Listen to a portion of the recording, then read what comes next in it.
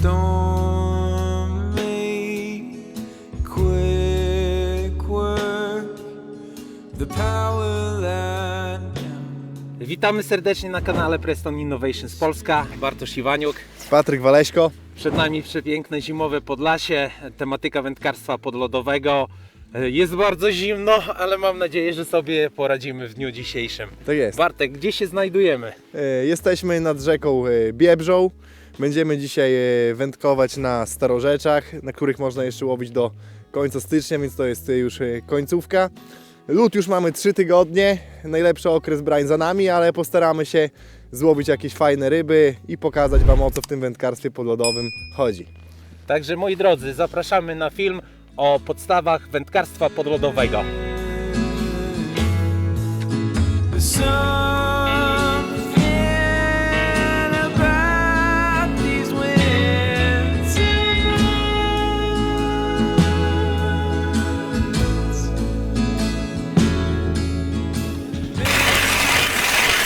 Dobra, bo przykręcisz.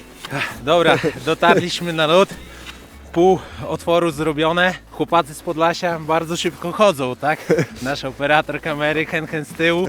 No my przemierzyliśmy z 1,5 kilometra przy minus 15 stopniach, żeby dojść na nasz odcinek wędkowania.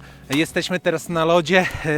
Pół otworu zrobionego. Zasady bezpieczeństwa. Pierwsza zasada bezpieczeństwa to taka, że jeżeli używacie świder, to każdy dobry wędkarz podlodowy Wam podpowie, że zawsze świder musi być wbity w lód. Nie zostawiamy jego na ziemi, na śniegu, żeby nie uszkodzić siebie, rąk ostrzami. Z tymi ostrzami u świdrów trzeba bardzo uważać. Tak samo jak gdzieś idziecie, to wiadomo, nie będziecie cały czas chodzić z zamkniętą osłoną, jak łowicie i kręcicie obok siebie otwory, ale jak przemierzacie gdzieś tam jakieś większe odległości, czy nie wiem, jedziecie w kilku na ryby, żeby w bagażniku gdzieś tam się nie walało, bo już znam takie przypadki, że ktoś wchodził do autokaru na wyjeździe i ktoś inny po prostu zaczepił się gdzieś głową.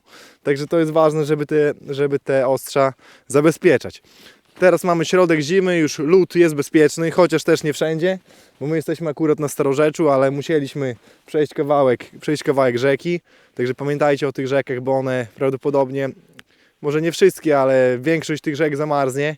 I że rzeka to nie jest jezioro, czy Starorzecze, czy jakiś płytki zbiornik, gdzie nie ma uciągu, tylko tam, gdzie ten nurt występuje, jest bardzo niebezpiecznie. Można łowić na rzece, jeżeli się ją dobrze zna. Jeżeli macie pierzchnię i macie linę, macie wszystko, można łowić, ale pamiętajcie, że to jest łowienie na rzece jest naprawdę dla doświadczonych wędkarzy i jest bardzo, bardzo niebezpieczne. Mimo że mamy teraz środek zimy, to mamy ze sobą pierzchnię, tak żeby pokazać. To jest przyrząd służący do przebijania lodu, tak samo jak świder. Są różne pierzchnie. To jest akurat pierzchnia taka samodziełka. Zrobił mi mój szwagier Mateusz, którego bardzo pozdrawiam. I pamiętajcie, że każda pierzchnia, jeżeli będziecie mieli jedną pierzchnię, później nie wiem, utopicie czy coś, u mnie jest błąd, bo powinienem mieć tutaj sznureczek i przewiązano ją do nadgarstka, że jest teraz gruby lód, no to tego nie mam. Tutaj po prostu sobie przekładacie pętelkę z jakiegoś sznurka i owijacie wokół nadgarstka, bo gdy jest bardzo cienki lód, możecie wbić pierzchnię i ona po prostu pójdzie na raz i pójdzie pod lód. Zdarzyło mi się tak. Miałem taki przypadek. No i cóż, pamiętajcie, że są różne rodzaje pierzchni. Ta nie jest jakoś wybitnie ostra. Musicie znać swoją pierzchnię. Najlepiej gdzieś tam pójść przed łowieniem na jakiś tam przy domu stawik zamarznięty, czy gdzieś, gdzie nie wchodzicie i wiedzieć, na ile uderzeń lodu, jaką liczbę centymetrów ta pierzchnia przebija. Ja na przykład tą pierzchnią dopiero jak przebiję lód na 3 razy, bo ona dobrą pierzchnią przebijecie na raz i to będzie 5 cm może przebić. Może. A tą ja muszę przebić 3 razy, żeby wiedzieć, że idę. Jak przebiję na 2 razy, to wiem, że ten lód ma około tam, nie wiem, 4-5 cm, no i to jest niebezpieczne. No dobra Bartek, to dla naszych osób, które dopiero chcą zacząć przygodę z wędkarstwem podlodowym, może powiedz, kiedy używamy pierzchni, a kiedy odpowiednie będzie zastosowanie świdra? Tak, no. Pierzchni używamy, gdy po prostu jest początek zimy, tak? Pierwszy lód, z pierzchnią chodzimy, badamy ten lód, zwłaszcza gdy pierwsi wchodzicie na lód, jeżeli są wśród was tacy wędkarze, którzy nie mają tam jakieś łowisko, gdzie chcą być pierwsi koniecznie, zawsze miejcie pierzchnię, bo lód nierówno przymarza, gdzieś powieje wiatr, gdzieś zapada trochę śniegu i naprawdę te grubości lodu nawet na małych odcinkach są bardzo zróżnicowane. Także pierzchnia na pierwszy lód do badania lodu, nawet jak macie gruby lód, ale nikt przed wami nie szedł tym śladem, widzicie, że to jest zamarznięte na jeziorach, są jakieś przewiewy, tak? Pierzchnię zawsze mieć, gdy idziecie pierwszym śladem. To jest podstawa. Jeżeli przed wami nikt nie szedł tą drogą, badajcie pierzchnią lód, bo naprawdę bez pierzchni iść na tak po prostu na ślepo jest bardzo, bardzo niebezpiecznie. Może być, że będzie gruby, ale lepiej wiedzieć niż później żałować. Także mamy różne rodzaje świdrów. Świder z reguły składa się z wyprofilowanych pod kątem ostrzy oraz zakończenia ślimakowego.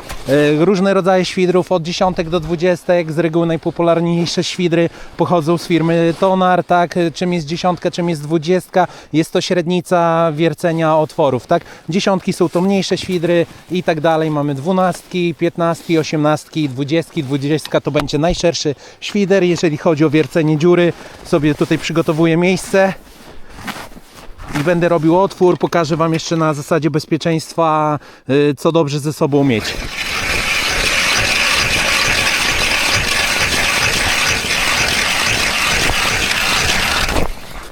Ok, mamy dziurę zrobioną. Wiercam obok świder, żeby rzeczywiście on nigdzie nie leżał na ziemi.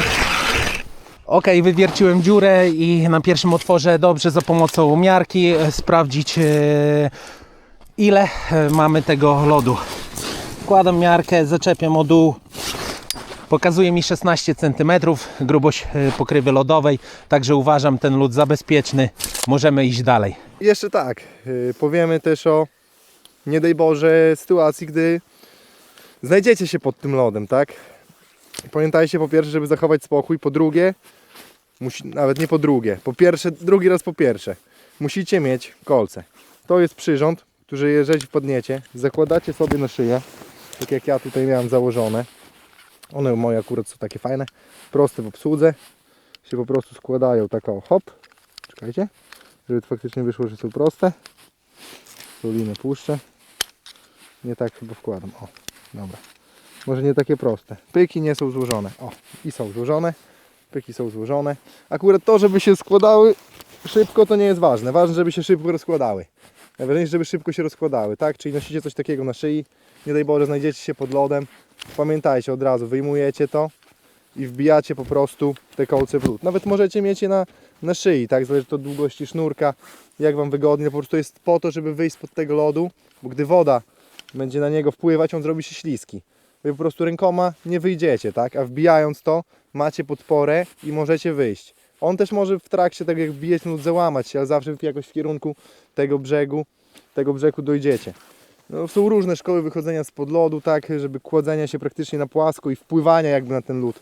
Można też wyjść spod lodu tyłem, czyli jakby na plecy i wtedy jakbyście płynęli na plecach, ale to już różne szkoły, niech tym zajmują się służby do tego uprawnione, strażacy, tak różne szkolenia prowadzą i o takich sytuacjach opowiadają, jak sobie z tym radzić. Ja nie jestem jakby fachowcem, ale te szkoły znam, także są różne. Najlepiej się jakoś przeedukować przed takim wyjściem na lód, gdy wiecie, że jest niebezpiecznie, a nawet gdy wiecie, że jest niebezpiecznie, lepiej zostać w domu, ale w razie, gdy na ryby jedziecie, żebyście po prostu wiedzieli. I zawsze przed wyjazdem sprawdzić, czy macie ze sobą w swojej torbie kolce, tak? Tak jest. Pierwsza zasada bezpieczeństwa, na lód nie wchodzimy bez posiadania kolców, tak? A druga, to jest, pierwsza zasada to, żeby zawsze być chociaż we dwójkę, żeby miał kto Wam pomóc, tak? Bo pójdziecie sami, później nikt Was nie znajdzie, a tak jak ja wpadnę, to Patryk właśnie może mi rzucić linę. Widzieliśmy, mimo że dzisiaj jest bardzo gruby lód, znaczy bardzo gruby, 16 cm, tak? No ale to też dlatego, że tu jest troszeczkę woda płynąca, on wolniej przymarza, ale ma 16 cm, to jest lód bezpieczny. Także dobrze mieć linę, fajnie, żeby była czymś obciążona. Tutaj jest fajny patent z karabinczykiem, to naprawdę jest lotne. Mogę rzucić w Michała, pokażę, że to naprawdę leci. No to akurat była dobrze, zaplątana. nie w kamerę. No akurat była zaplątana, ale naprawdę to jest ciężkie, uwierzcie, No daj jeszcze raz. że na te 20 metrów sobie tam rzucicie. Czyli Pamiętajcie też, żeby zawsze działać spokojnie, czyli tak jak ja Nie rzucać, tylko sobie pyk, zrobić ładnie i po prostu sobie machnąć. Nie wiem, czy to będzie widać. Gdzieś tam sobie rzucicie, tak? Że na taką odległość podejdziecie do kolegi. Jak się postaracie, to rzucicie po prostu mu mocniej. No i wiadomo, jeżeli ktoś się obawia o swoje bezpieczeństwo, to też może sobie do nogi przywiązać tą linę i ciągnąć ją za sobą. No nawet tak jak ja mam na paseczku. Do paska, rzeczywiście, no można to też do paska przyczepić. Kolega, który z tyłu będzie zawsze za tą linę, może pociągnąć, położyć się na lodzie, tak, i asekuracyjnie ściągać tą osobę, której przydarzyła się niewesoła przygoda, po prostu tafla lodu się załamała i wpadł do wody. Także nasze zasady bezpieczeństwa zostały omówione pokrótce. Mam nadzieję, że to wszystko jest jasne i będziecie z tego korzystać. I chyba przechodzimy do łowienia, bo stygnę już parę odwiertów, przydałoby się zrobić i może coś złowić.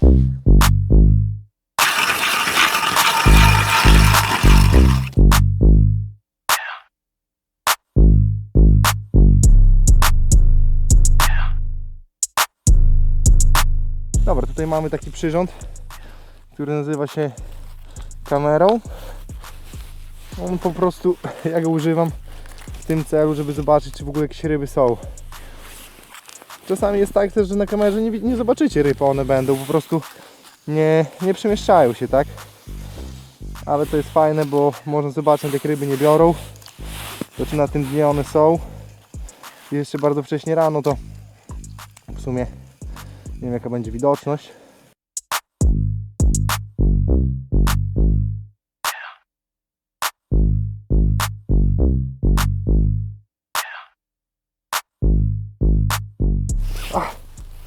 Jest ryba, uwaga! Oj, oj, oj! Aj, aj, aj, aj! No to naprawdę. Jakieś można by podarować dziewczynie na kolczyki. Chyba nie wiem, czy to nie jest mój najmniejszy okuń w życiu. No naprawdę. Dobra, besty, przyprowadź takiego z 60 razy większego. Karp.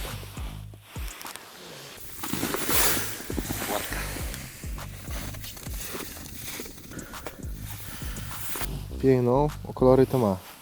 I mam bardzo dużo pasków. Raz, dwa, trzy, cztery, pięć, sześciopasiasty. Jak urośnie, to będzie piękne. No, do tego go wypuścimy.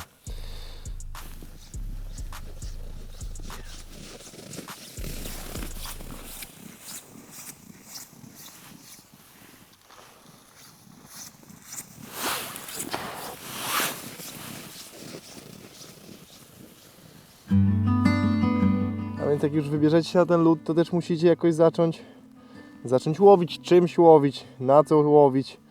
No i tych metod podlodowych kilka jest, tak? Poczynając chyba od najpopularniejszej murmyszki, przez blaszkę, poziomkę, tak? Łowienie okoni tam na przynęty imitujące rybki. No i jeszcze oczywiście jest metoda spławikowa, którą też wielu wędkarzy używa. Ja akurat najczęściej łowię na murmyszkę. Łowię zarówno na murmyszkę z ochotku, jak i na murmyszkę bez ochotki.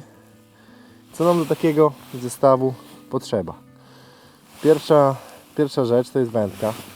Do łowienia na murmyszkę można używać zarówno wędki typu bałałajka, tak zwanej zawodniczej, tak, jak i wędki z kołowrotkiem. Kiedy używać jakiej wędki? Powiem Wam tak, łowienie na bałałajkę dla kogoś, kto jakby pierwszy raz wychodzi, no może być troszeczkę problematyczne, tak, bo tu jest hamulec bardzo prosty, nakrętka, zakrętka i prawo, lewo, tak sobie ściągamy, odwijamy, ale generalnie jest to łowienie za pomocą użycia rąk, nie kołowrotka. Sobie odwijamy, tak, później sobie rękami wyciągamy przynętę, czy holujemy rybę. I to jest pierwsza rzecz, wędka.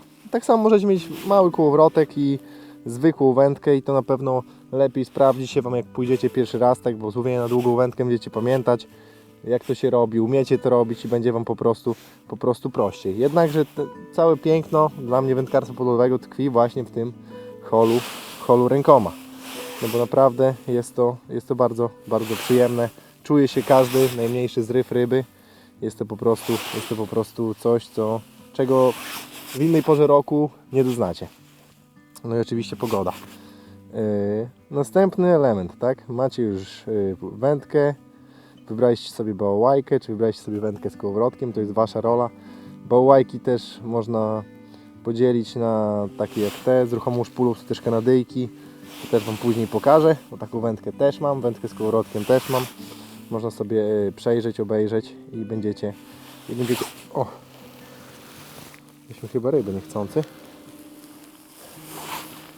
I będziecie jakby sobie mogli dobrać. No, także tak, żyłki. Macie wędkę, trzeba na to coś nawinąć. Z lodu używa się żyłek. Naprawdę nie słyszałem, że ktoś łowił na plecionkę, chociaż nie wiem, jakby była plusowa temperatura, tak, no to można było łowić, ale wiadomo, że zima, mróz, łowi się na żyłki. Najczęściej bardzo cienkie żyłki. Ja użyłem żyłek Reflo Power. Bardzo dobrze mi się sprawdzają. No i przekrój grubości, tak. Wiadomo, do bałałajek, jak łowicie gdzieś w jakichś zawodach, ewentualnie biorą u Was małe ryby, łowicie na bardzo lekkie przynęty, jakieś mikromurmyszki z malutkimi haczykami. To ta żyłka musi być tak naprawdę... O, miałem chabranie.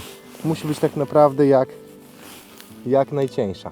Z tego względu, po prostu, że im cieńsza żyłka, tym murmyszka szybciej dotrze Wam do dna i im cieńsza żyłka, tym szybciej się prostuje, tak? Także jeżeli żyłka będzie Wam się prostować po prostu, będzie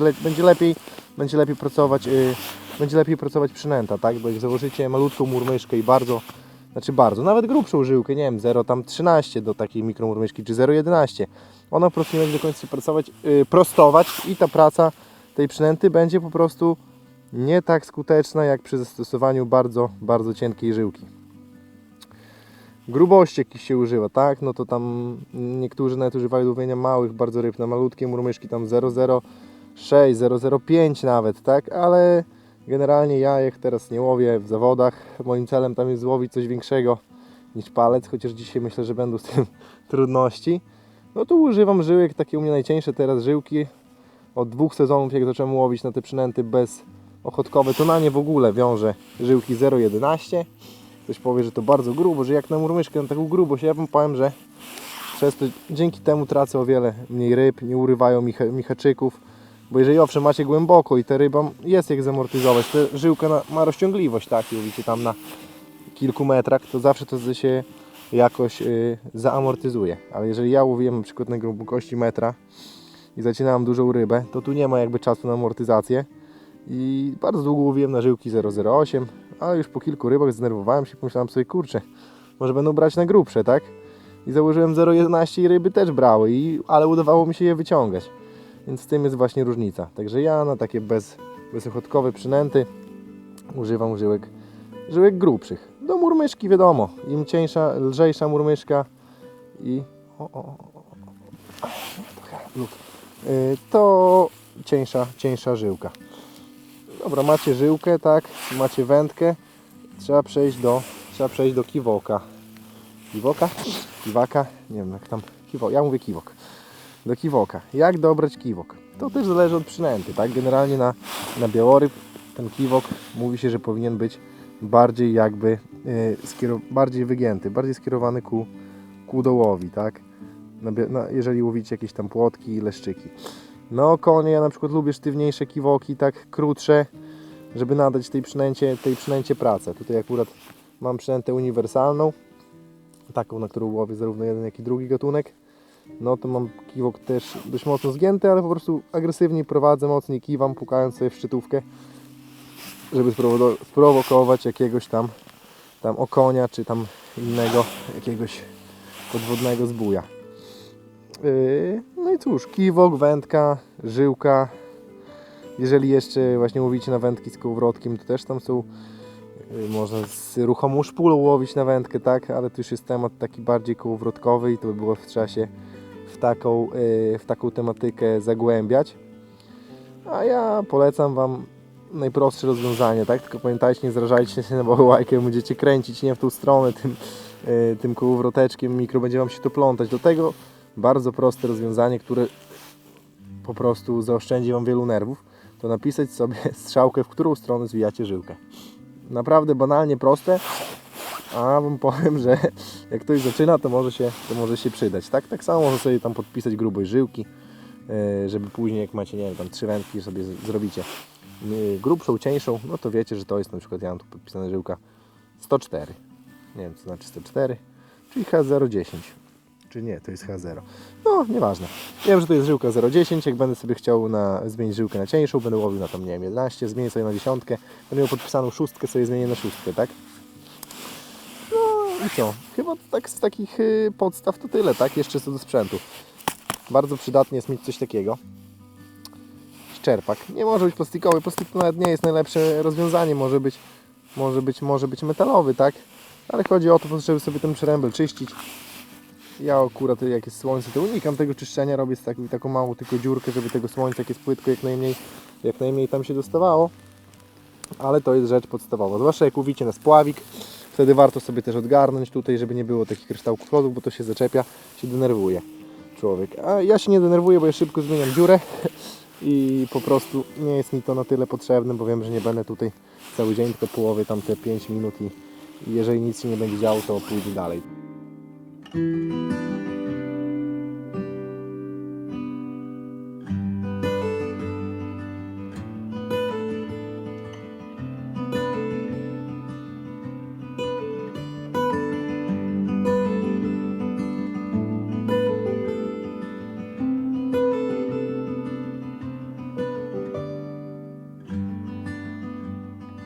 Dobra, Bartek namierzył pierwsze ryby. Zobaczcie, przytulił się do trzcin dosyć blisko.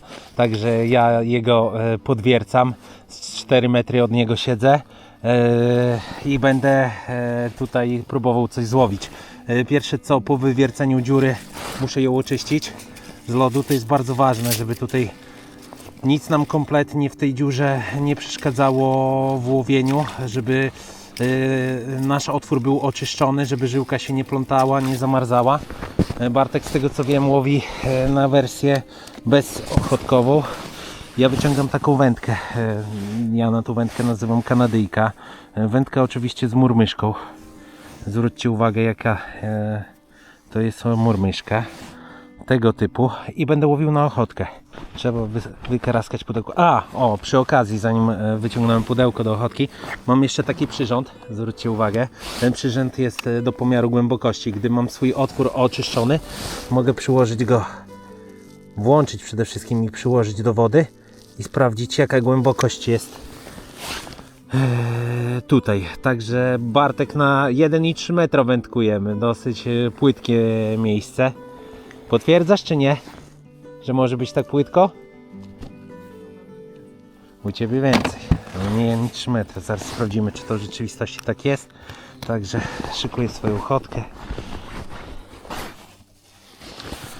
Dużo kieszeni, także trzeba znaleźć. W każdej kieszeni jakieś pudełko jest, tylko pytanie z czym. Moje standardowe pudełko, jeżeli chodzi o ochotkę. Zwróćcie uwagę, ochotka. Może tu nawet do kamery pokażę, tak? 2 otwory, jeden zabezpieczony, jeżeli chodzi o papier, żeby ta ochotka miała cały czas ciepło, drugi delikatnie otwarty i z tej części właśnie będę pobierał ochotkę do nałożenia na moją murmyszkę. Zobaczcie, zwróćcie uwagę, ta dziura cały czas nam przymarza. Co prawda słonko wyszło, ale cały czas jeszcze chłodno jest. No i dobra, ja wam tylko pokażę. Na tej kamerze może będzie widać, jak murmyszka pracuje z ochotką.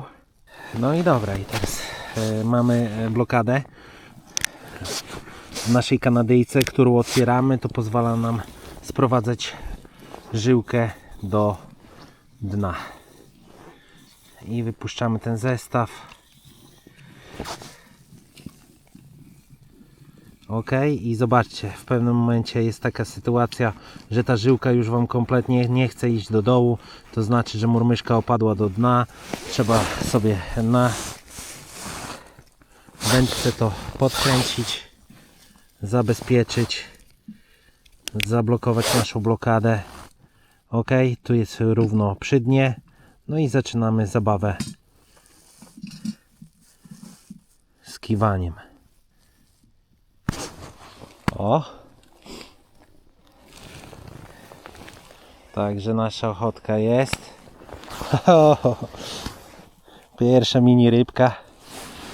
Mówił, że pierwsza to najlepsza, ale czy w rzeczywistości tak jest? Na pewno nie największa. I kiwamy. Różne są techniki kiwania. Te najbardziej praktyczne to zaczynanie kiwania od dna do góry, do toni. Ale niektórzy nawet i zaczynają w drugą stronę kręcić. Niektórzy to stopują, tak jak to w tym momencie. Niektórzy robią to jedną ręką. Wiadomo. Najefektywniejszą opcją jest ta, która skosi rybę do pobrania murmyszki. Można się bawić, próbować na swoje sposoby. Można to agresywnie podbijać, o tak, zatrzymywać się, załóżmy, spuszczać dynamicznie i znowu podbijać.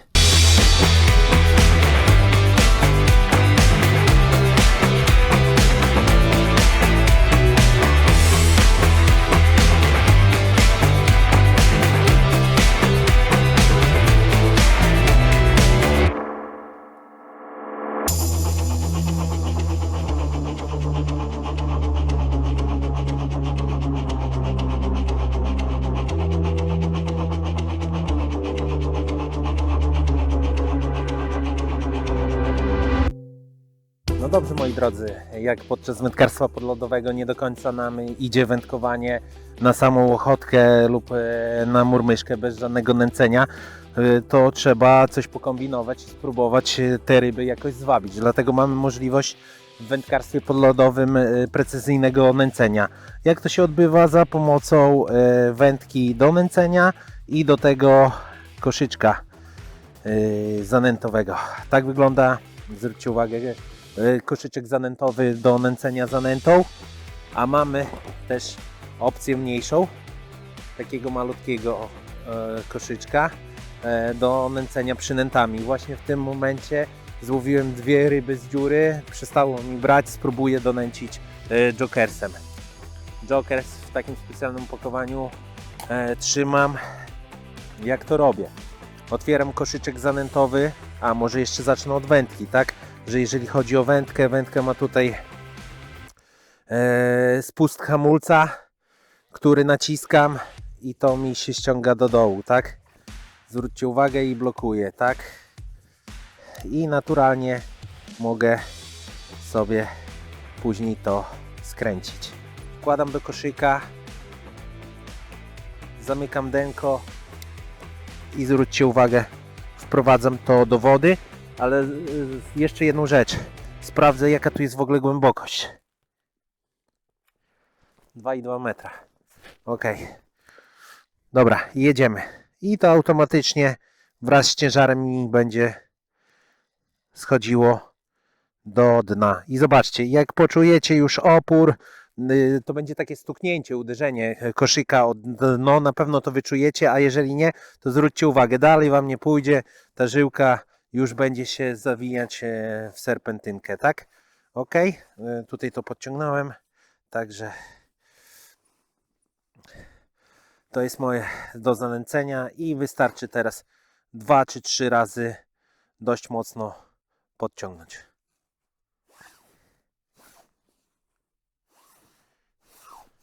Witam Was w warunkach domowych. Przez duży mróz, który wczoraj towarzyszył nam podczas wędkowania, postanowiliśmy nagrać część z przygotowania zestawu, skompletowania wędki w warunkach, że tak powiem, domowych. Także przejdźmy może do tego, jak zrobić bałałajkę. Bałałajeczka, wędka bardzo prosta, zawiera szczytówkę, są różne ich rodzaje, są miękkie, twarde, średnie, jakie byście chcieli, jakie byście uważali. A do tego posiada jakby taki kołowroteczek, który jest całością wędki. I cóż, jak mając pustą wędkę, przygotować się do wypadu nad wodę. Pierwsza podstawowa kwestia to żyłka. Tutaj mam żyłeczkę Reflo Power 008, którą nawiniemy na tą wędkę. Ja zaczynam od rozkompletowania sobie tej szpulki. Po prostu tutaj macie takie pokrętełko, można to nazwać hamulcem, który sobie zakręcacie i odkręcacie. Po prostu odkręcamy to. Pyk. Pyk. Ukazuje Wam się wnętrze tej wędeczki. Co teraz? Pierwsza rzecz, musimy, żeby zawiązać sobie żyłkę do wędki, musimy sobie ją przełożyć przez przeloteczki. Ja na początek sobie po prostu przekładam przez dwie pierwsze, żeby to się w miarę równo układało. Oj. Pyk. Hop. I tutaj mamy też takie otwory. W różnych wędkach będziecie mieli różnie. Będziecie mieli też wędki bez po prostu przelotek. Akurat jest z przelotkami. I też na takie wędki w podstawowej wersji się wędkuje. Dobra. Mamy. Przełożyliśmy sobie przez dwie pierwsze przeloteczki. Teraz przekładamy przez taki otwór, który macie tutaj w steropianie. Wychodzi nam to wewnątrz. No i tak, co robimy dalej? To właśnie ważne, żebyście mieli tutaj w jednej linii wszystko przy tej wędce. To akurat jest ruchome, więc ja sobie to mogę przesunąć. O, i teraz ładnie widać, że macie to w jednej linii, żeby podczas wysnuwania Wam to się nie plątało i Was nie denerwowało. I tak, jak mocuję to na szpulkę? Ja mocuję to najzwyklejszą, robię pętelkę na żyłce. Ja wiążę w ten sposób, ale jak zawiążecie w inny sposób pętlę, to też nie ma znaczenia. Obcinamy tutaj nadmiar żyłki. Teraz przekładamy żyłkę przez tą pętlę w ten sposób. Tutaj utworzy nam się taki węzełek. O. Teraz ten węzełek musimy sobie zacisnąć na szpuli. O, bierzemy w ten sposób, sobie zaciskamy i zakładamy szpulkę. Nie możecie pociągnąć. Teraz przykręcamy sobie hamulec w ten sposób i po prostu kołowroteczkiem tym nawijamy sobie żyłkę. Nawijamy tej żyłki po prostu tyle, ile uważamy. Ja nawijam przeważnie jakieś około 25 metrów. Głębiej nie łowię niż te 5 metrów, także nawet jak coś się urwie, to jeszcze jest jakiś zapas. A taka szpula 100-metrowa to w zupełności starczy Wam na 4 metry, tak? Jeżeli nawiniecie po 25. Jak ktoś łowi tam bardzo płytko i wie, że nie będzie łowił głębiej, to można nawinąć równie dobrze 5 metrów czy 10. Tak już jest jakby Wasze uznanie. To będzie i tak samo, to będzie i tak wywijało się płynnie. Kiwoków na rynku jest wiele rodzajów. To są jakieś przykładowe kiwoki, tak? Jak dobrać murmyszkę do kiwoka. Załóżmy, przygotowaliście sobie murmyszki, chcecie kupić murmyszki i o co w nich chodzi? O co chodzi w kiwoku, tak? Jak zobaczyć, czy ta przynęta będzie pasować do wybranego przez Was modelu? Ja robię to w ten sposób, po prostu zaczepiam za przeloteczkę i widzę jakby ugięcie tego kiwoka. Ile ma być zgięty kiwok? Szkół tego jest tak naprawdę wiele. Ja na przykład łowiąc białe ryby lubię, jak ten kiwok jest bardziej zgięty. Zobaczmy tu. No i już widzę, że to wygięcie jest dużo większe. Ja lubię łowić białe ryby na długie, kiwoki, okonie przeciwnie. I okonie w ogóle jeszcze Wam pokażę, w jaki sposób mam wędki. Tak, widzimy, że to jest tak wygięte. To jest moim zdaniem dobrze. Jeżeli będzie Wam bardziej zgięty, czy mniej, ale będzie Wam to odpowiadać, będzie Wam się to sprawdzać, to też jest dobre. Chodzi po prostu, żeby w momencie brania, żebyście widzieli, że to się przygina, Jak będzie branie podnoszone, to się prostuje. Montujemy go na wędce.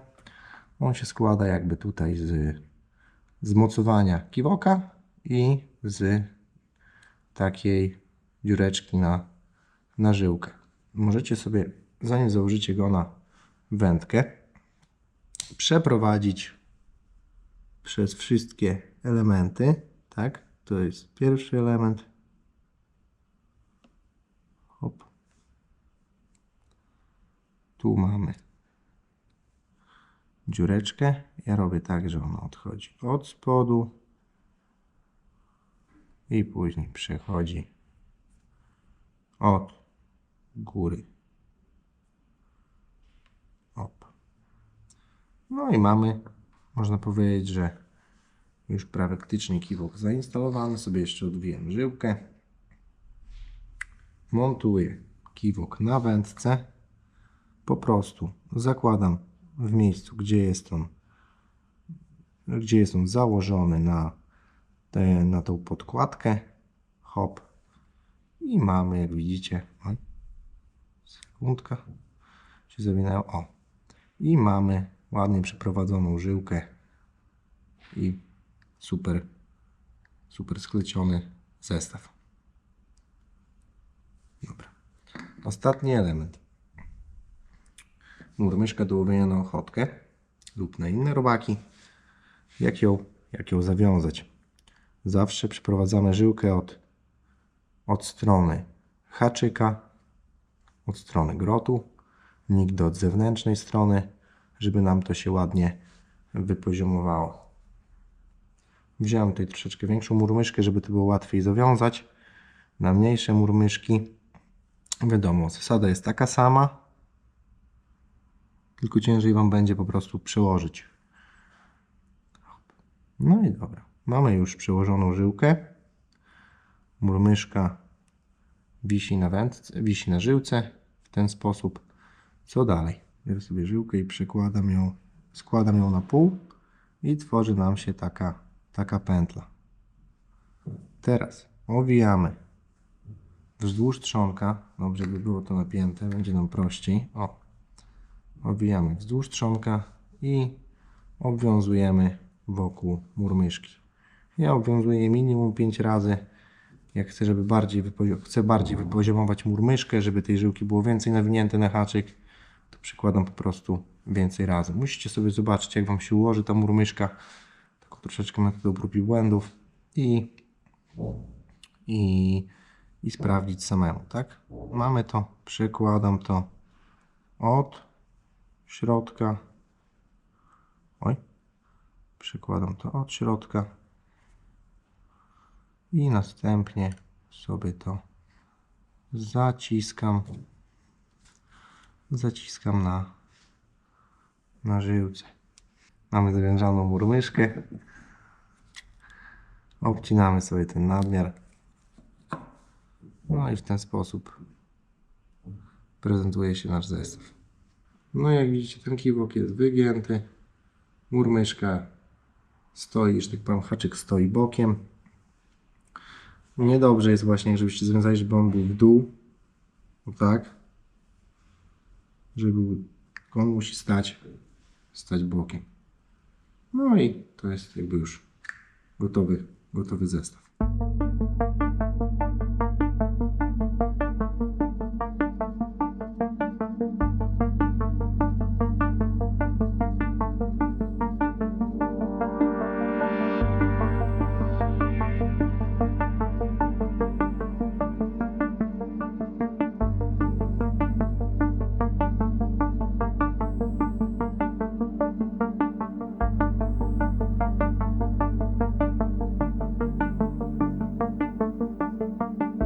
No, zmieniałem miejscówkę. Tutaj było widać jakieś płocie, ale za minut 20 ta płoć kompletnie odcięta. Szukamy dalej, no. Idziemy teraz tutaj na tak zwane liście. Zobaczymy na liściach.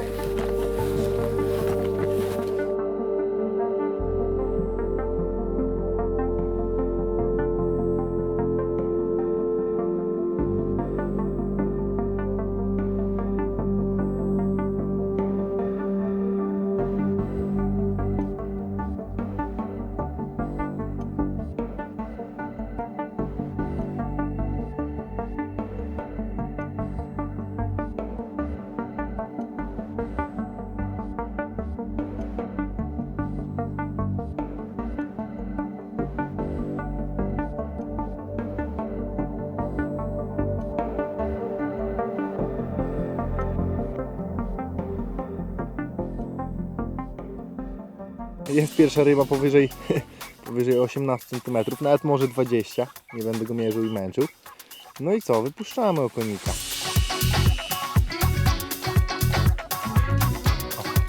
Ale ładnie. No co, sprawdziliśmy dwa miejsca, przyszliśmy, a tutaj od razu aby nie była klątwa pierwszej dziury, pierwsze wpuszczenie płotka, drugie wpuszczenie okonek. Zobaczymy zaraz.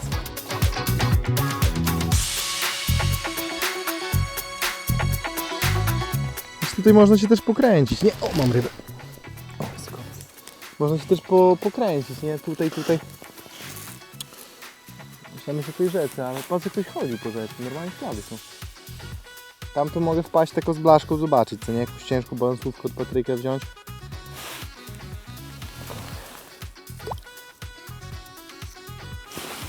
Jest ryba. O, lepszy. Lepszy.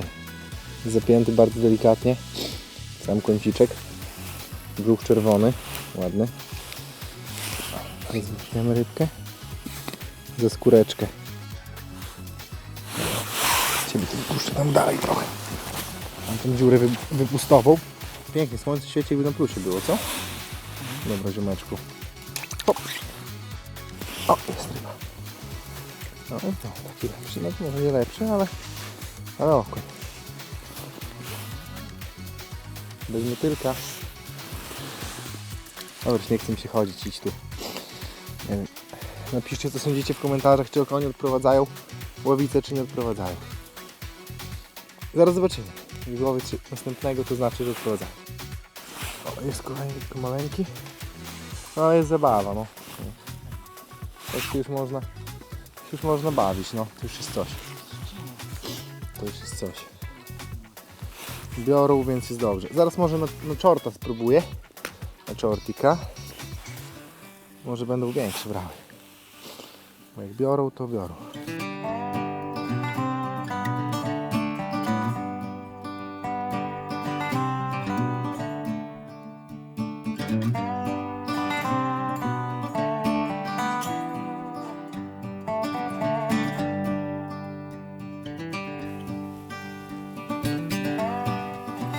Dobra, jest ryba. Tak, no malutka. Malutki okonek. O, jest ładna ryba. Jest ładna ryba. O, jest. Ładny okoń. Jest ładny okoń. Także cieszymy się z niego wszyscy. A, jeszcze słoneczko pięknie, ale to jest widok.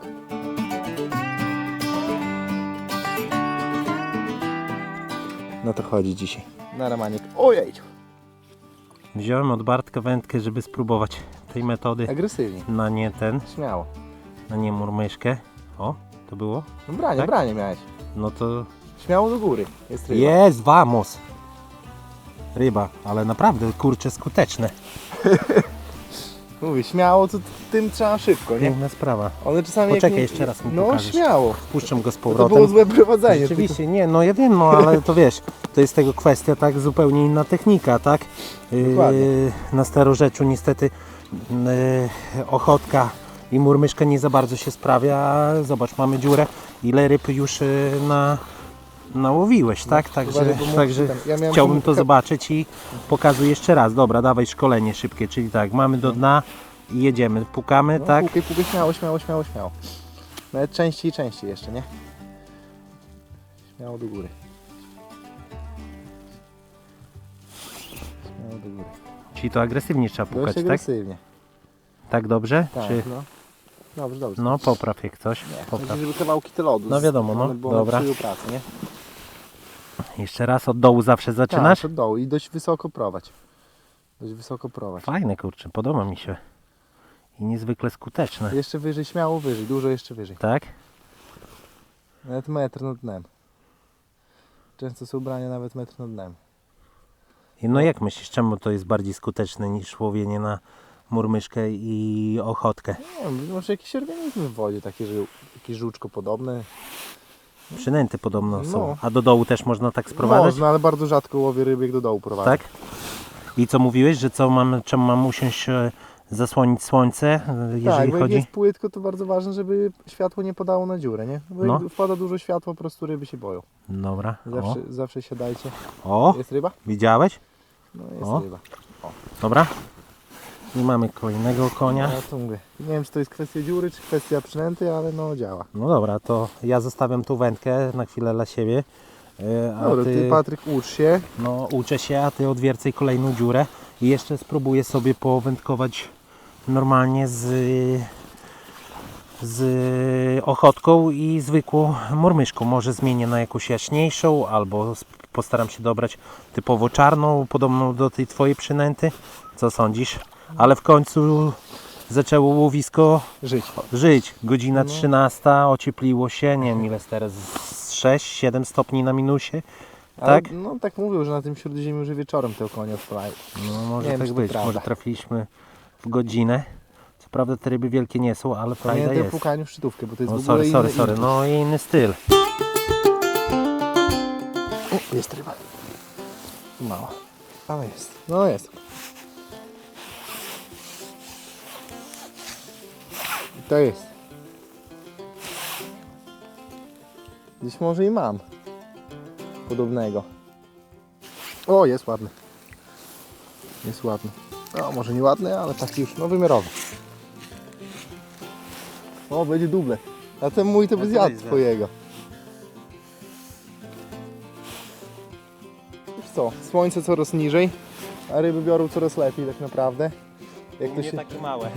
jak to się mówi często na koniec dnia właśnie te ryby odpalają zimą o konie. No i teraz też tak jest. Dobra, leci mnie.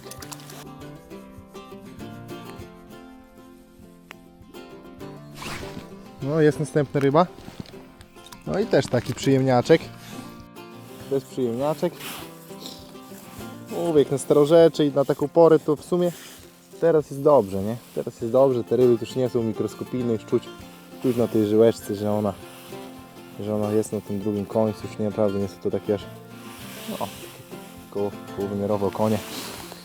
Co? Wypuszczamy rybkę i łowimy dalej. O, jest rybka. Świeża dziura, świeża ryba. O, jest ryba. No i kolejny okoń do kolekcji, czyli złowionych. No na koniec dnia się udało, chociaż pobawić się z tymi dużymi rybami, ale frajda fajna. Opa. O, jest ryba. O, kolejny okonek. A w tym słońcu one pięknie wyglądają. No serio, piękne są okonie. Okonie takie ładne ryby. Naprawdę. Pokrzywdzone przez życie. No. Ja nie wiem. Dobra, jeszcze przejdziemy, zobaczymy na blaszkę. Może to przyniesie jakiś lepszy tam efekt w postaci lepszej jakości ryb, większych. No cóż, blaszka, jak zawiązać? Można standardowo na agrawkę. Tutaj akurat zawiązałem na po prostu na zwykłej pętelce blaszkę. Różne są rodzaje blaszek. Naprawdę tego jest multum. Zarówno jakichś tam producentów seryjnych, jak i rękodzielników. Każdy ma jakieś swoje ulubione medale, na tym nie będę się rozwodził. Co nam potrzeba, tak? Kołowrotek, wędka. Wędka może być zarówno z kiwokiem, tutaj akurat mam z kiwokiem, ale bardzo dobrze też się sprawdzają wędki po prostu ze stałą szczytówką. Nie ma to różnicy, nawet bym powiedział, że ze stałą szczytówką według mnie lepiej się łowi i lepiej czuć te brania. No i jak na to łowić? No to standardowo, tak? Spuszczamy do dna. Naszą przynętę spuszczamy do dna. Kiwok się wyprostuje, czy tam szczytówka się wyprostuje, jak kto tam uważa. Przynęty mamy na dnie. No i teraz, jak to prowadzić? Ja na początku tam ostukuję dno z 2-3 razy, czy do 4, 5. O, jakieś zaczepy. No to już wiemy, że jakieś zaczepy, tak? No a później co? Ja prowadzę w ten sposób. Odbijam blaszkę i jadę tak coraz wyżej. Nawet do 5, do 10 sekund przerwy czasami. I tak pomału jadę sobie do góry. A później zjeżdżam do dołu. Blaszka jest przede wszystkim skuteczna, gdy ten okoń lepiej żeruje, tak? W sensie dobrze. Pierwszy lód. Na jeziorach bardzo często blaszka lepiej się sprawdza. Też jest wygodniejsza. Bo jak mamy tam, nie wiem, mówimy na dużych głębokościach, tam rzędu 8-10 metrów, tak to zanim nam taka murmyszka spadnie, to trochę czasu trzeba poświęcić. Później weźmie maleńka ryba i tak jest takie trochę błędne koło. No jednak to jest troszeczkę bardziej selektywna przynęta, też nie zawsze. No i przede wszystkim szybciej się na to łowi, tak? Jak łowimy na dużej głębokości, to dużo szybciej blaszków sprawdzimy, czy tam jakieś żerujące ryby występują niż murmyszką. No i przede wszystkim na pierwszym lodzie, kiedy okoń bardzo dobrze bierze, tak? Wtedy zarówno jest skuteczna i murmyszka, i te przynęty bezochotkowe, jak i blaszka, tak? No ale bym powiedział, że blaszka być może jest nawet w pewnych wypadkach najlepszą z tych opcji. No i jak tam Bartek, bierze coś na tą blaszkę? Na blaszkę nie bierze. No i na murmyszkę dzisiaj też się nie brało, ale zobacz, mam w swoim arsenale tą wędkę, która najwięcej ryby dała tobie i mi, także już przejmuję ją do swojego arsenału. Dzień mega trudny, duże wyzwanie za nami, tak? Zaczęliśmy od minus 20 stopni w Białymstoku, żeby tutaj dojechać, także fajnie, że samochody odpaliły, fajnie, że udało się pojawić, było zimno, no teraz jest słonecznie, teraz jest zupełnie super. inaczej, tak? Nawierciliśmy trochę tych dziur, w drugiej części dnia udało się namierzyć miejsce, gdzie te ryby nam dopisały, szczególnie tobie, ten nowy sposób łowienia na bałałajkę, no mega zaimponował mi. No a co ty powiesz na temat dzisiejszego wędkowania? Co ja powiem? No, super pogoda, słoneczko, ryby jak ryby. No, w drugiej części nieźle nie było, żebyśmy jeszcze może mieli troszeczkę więcej czasu, żebyśmy coś tutaj wyłuskali, ale no, na blaszkę widać nie biorą, bo trzeba dzisiaj dopasować tą przynętę pod te okonie i fajnie, że udało się kilka złowić. Szkoda, że nie było jakichś gigantów, ale generalnie jestem zadowolony. No fajnie, że się udało. Także Bartek, dziękuję tobie bardzo za to, że zabrałeś mnie i ekipę Preston Innovations Polska na takie wędkowanie na Starorzeczach Biebrzy. Bardzo mi się podobało i mam nadzieję, że naszej ekipie też oraz widzom. Oczywiście zapraszamy do subskrybowania kanału i mam nadzieję, że podczas tego filmu przeprowadziliśmy Was dosyć sprawnie po podstawach wędkarstwa podlodowego. Zapraszamy na kolejny film i życzymy wszystkiego dobrego. Dziękujemy, że byliście z nami.